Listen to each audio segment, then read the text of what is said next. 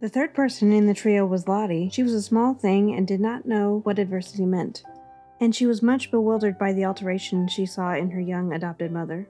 She had heard it rumored that strange things had happened to Sara, but she could not understand why she looked different, why she wore an old black frock and came into the schoolroom only to teach instead of to sit in her place of honor and learn lessons herself. There had been much whispering among the little ones when it had been discovered that Sara no longer lived in the rooms in which Emily had so long sat and stayed. Lottie's chief difficulty was that Sara said so little when one asked her questions. At 7, mysteries must be made very clear if one is to understand them.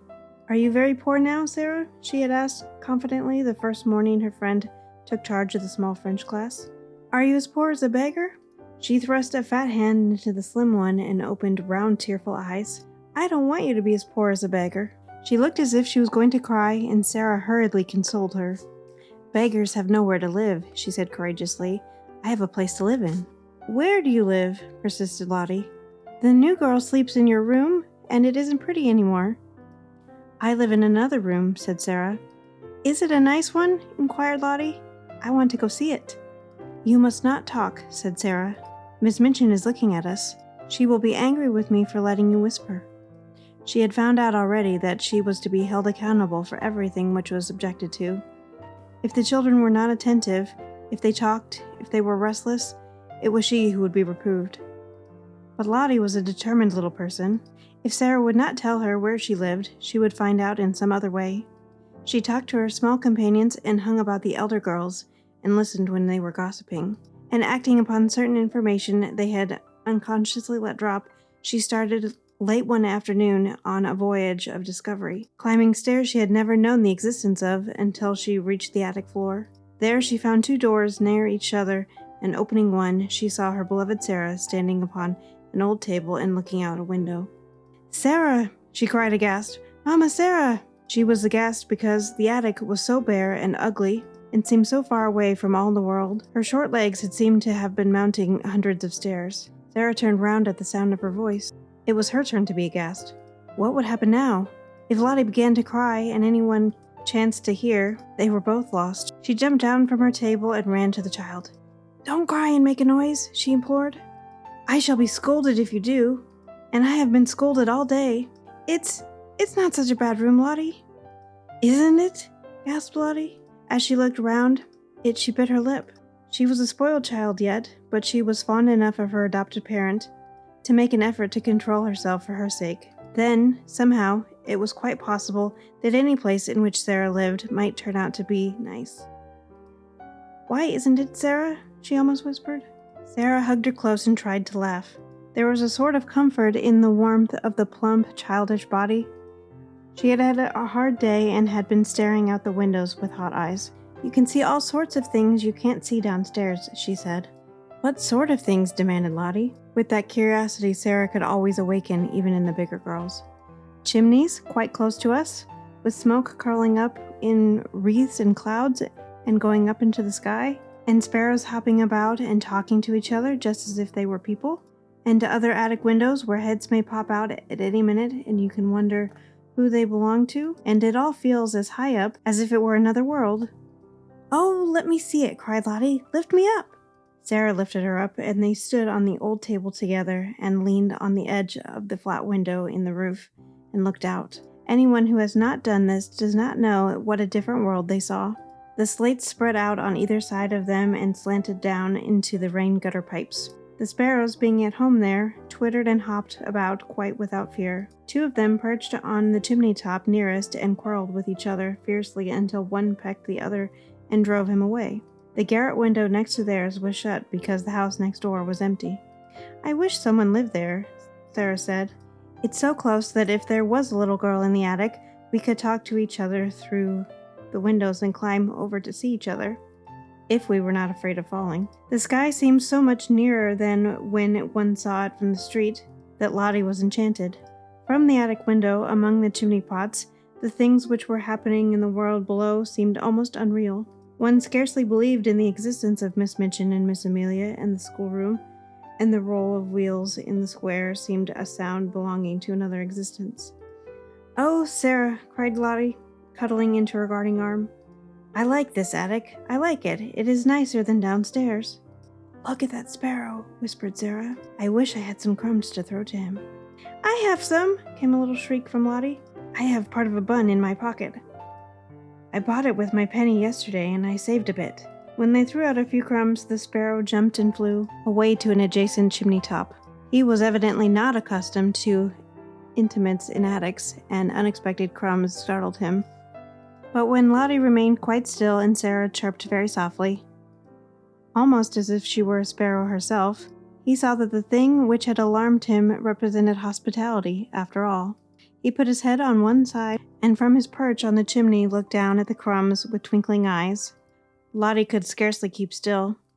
Will he come? Will he come? She whispered. His eyes look as if he would, Sara whispered back. He is thinking and thinking whether he dare. Yes, he will. Yes, he is coming. He flew down and hopped towards the crumbs, but stopped a few inches away from them, putting his head on one side again, as if reflecting on the chances that Sara and Lottie might turn out to be big cats and jump on him. At last his heart told him they were really nicer than they looked, and he hopped nearer and nearer, darted at the biggest crumb with a lightning peck, seized it, and carried it away to the other side of his chimney. Now he knows, said Sara, and he will come back for the others. He did come back and even brought a friend, and the friend went away and brought a relative, and among them they make a hearty meal over which they had twittered and chattered and exclaimed, stopping every now and then to put their heads on one side and examine Lottie and Sara. Lottie was so delighted that she quite forgot her first shocked impression of the attic. In fact, when she was lifted down from the table and returned to earthly things, as it were, Sara was able to point out to her many beauties in the room which she herself would not have suspected the existence of. It is so little and so high above everything, she said, that it is almost like a nest in a tree. The slanting ceiling is so funny. See, you can scarcely stand up at this end of the room. And when the morning begins to come, I can lie in bed and look right up into the sky through that flat window in the roof. It's like a square patch of light. If the sun is going to shine, little pink clouds float about it, and I feel as if I could touch them. And if it rains, the drops patter and patter as if they were saying something nice. Then if there are stars, you can lie and try to count how many go into the patch. It takes such a lot. And just look at that tiny, rusty grate in the corner. If it was polished and there was a fire in it, just think of how nice it would be. You see, it's really a beautiful little room. She was walking around the small place, holding Lottie's hand and making gestures which described all the beauty she was making herself see. She quite made Lottie see them too. Lottie could always believe in the things Sara made pictures of. You see, she said, there could be a thick, soft blue Indian rug on the floor, and in that corner there could be a soft little sofa with cushions to curl up on, and just over it could be a shelf full of books so that one could reach them easily. And there could be a fur rug before the fire and hangings on the wall to cover up the whitewash and pictures. They would have to be little ones, but they could be beautiful. And there could be a lamp with a deep rose-colored shade, and a table in the middle with things to have tea with, and a little fat copper kettle singing on the hob. And the bed could be quite different. It could be made soft and covered with a lovely silk coverlet. It could be beautiful. And perhaps we could coax the sparrows until we made such friends with them that they would come and peck at the window and ask to be let in. Oh, Sara, cried Lottie, I should like to live here. When Sara had persuaded her to go downstairs again and, after setting her in her way, had come back to her attic, she stood in the middle of it and looked about her. The enchantment of her imaginings for Lottie had died away. The bed was hard and covered with its dingy quilt. The whitewashed wall showed its broken patches. The floor was cold and bare. The grate was broken and rusty, and the battered footstool tilted sideways on its injured leg, the only seat in the room. She sat down on it for a few minutes and let her head drop in her hands. The mere fact that Lottie had come and gone away again made things seem a little worse. Just perhaps prisoners feel a little more desolate after visitors come and go, leaving them behind. It's a lonely place, she said. Sometimes it's the loneliest place in the world.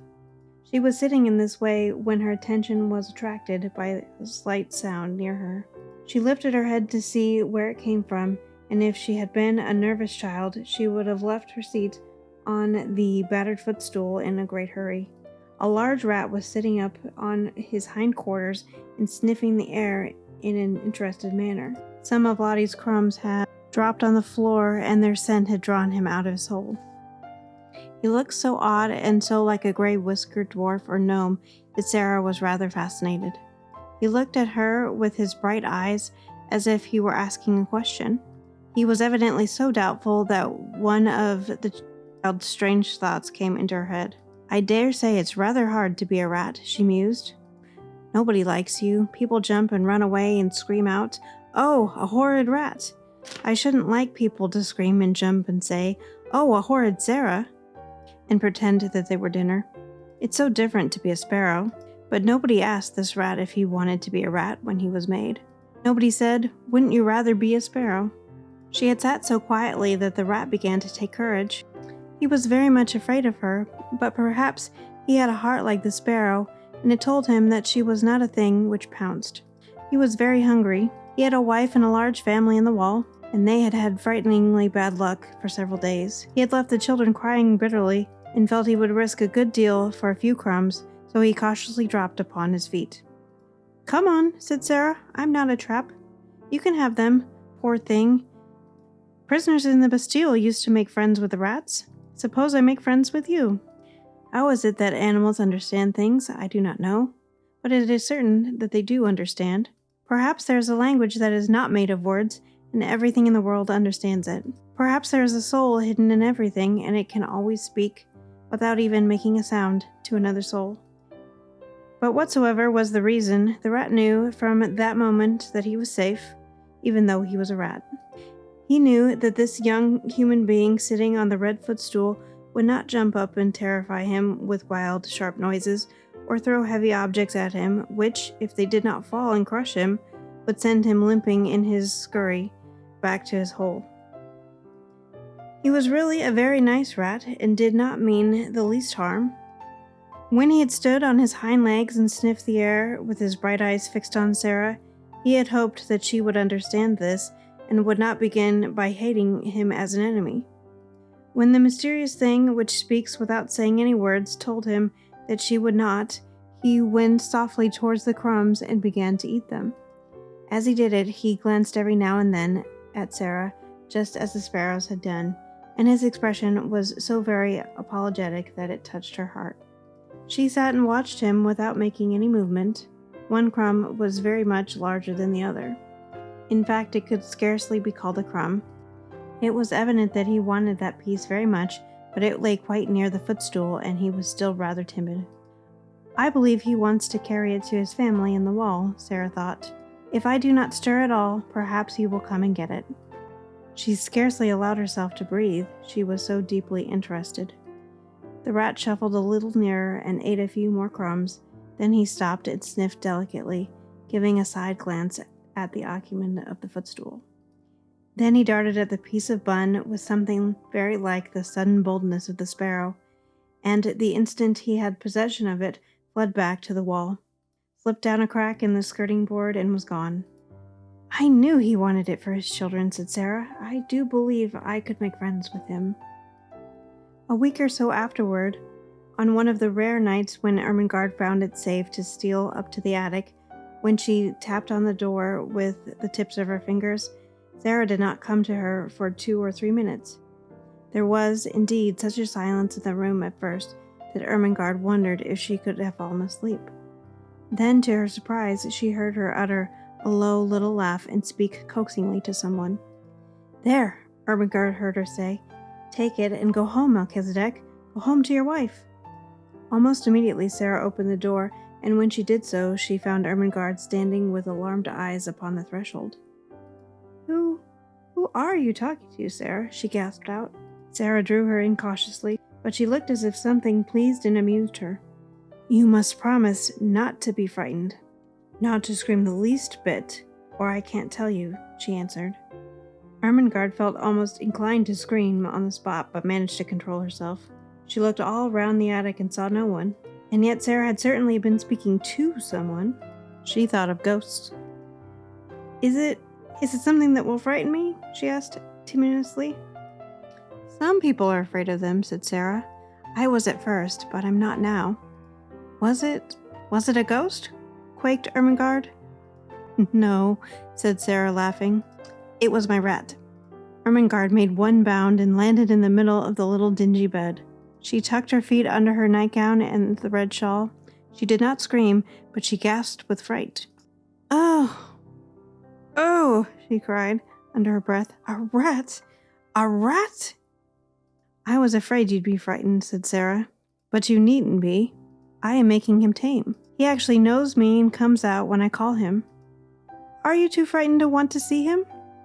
The truth was that as the days had gone on, and with the aid of scraps brought up from the kitchen, her curious friendship had developed. She had gradually forgotten that the timid creature she was becoming familiar with was a mere rat. At first, Ermengarde was too much alarmed to do anything but huddle up in a heap upon the bed and tuck up her feet. But the sight of Sara's composed little countenance and the story of Melchizedek's first appearance began at last to rouse her curiosity, and she leaned forward over the edge of the bed and watched Sara go and kneel down by the hole in the skirting board. He won't run out quickly and jump on the bed, will he? She said. No, answered Sara. He's as polite as we are. He is just like a person. Now watch. She began to make a low whistling sound, so low and coaxing that it could only have been heard in an entire stillness. She did it several times, looking entirely absorbed in it. Ermengarde thought she looked as if she were working a spell, and at last, evidently in response to it, a gray-whiskered, bright-eyed head peeped out of the hole. Sara had some crumbs in her hand. She dropped them, and Melchizedek came quietly forth and ate them. A piece of larger size than the rest he took and carried, in the most businesslike manner, back to his home. You see, said Sara, that is for his wife and children. He is very nice. He only eats the little bits. After he goes back, I can always hear his family squeaking for joy. There are 3 kinds of squeaks. One is the children's, and one is Mrs. Melchizedek's, and one is Melchizedek's own. Ermengarde began to laugh. Oh, Sara, she said, you are strange, but you are nice. She rubbed her forehead with her little brown paw, and puzzled, a tender look came upon her face. Papa always laughed at me, she said, but I liked it. He thought I was odd, but he liked me to make up things. I can't help making up things. If I didn't, I don't believe I could live. She paused and glanced round the attic. I'm sure I couldn't live here, she added in a low voice.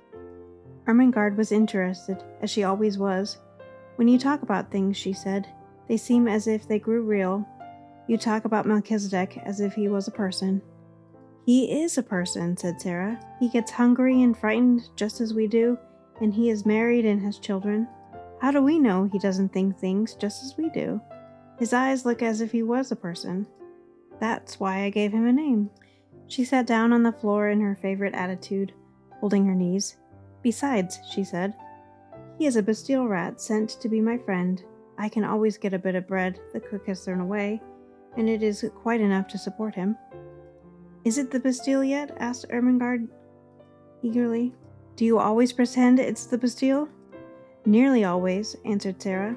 Sometimes I try to pretend it's another kind of place, but the Bastille is generally easiest, particularly when it's cold. Just at that moment, Ermengarde almost jumped off the bed. She was so startled by a sound she heard. It was like 2 distinct knocks on the wall. What is it? She exclaimed. Sara got up from the floor and answered quite dramatically. It is the prisoner in the next cell. Becky, cried Ermengarde, enraptured. Yes, said Sara. Listen, the 2 knocks meant, prisoner, are you there? She knocked 3 times on the wall herself, as if in answer. That means, yes, I am here, and all is well. 4 knocks came from Becky's side of the wall. That means, explained Sara, then, fellow sufferer, we will sleep in peace. Good night. Ermengarde quite beamed with delight. Oh, Sara, she whispered joyfully, it is like a story. It is a story, said Sara. Everything's a story. You are a story, I am a story, Miss Minchin is a story. And she sat down again and talked until Ermengarde forgot that she was a sort of escaped prisoner herself, and had to be reminded by Sara that she could not remain in the Bastille all night, but must steal noiselessly downstairs again and creep back into her deserted bed. End of chapter 9.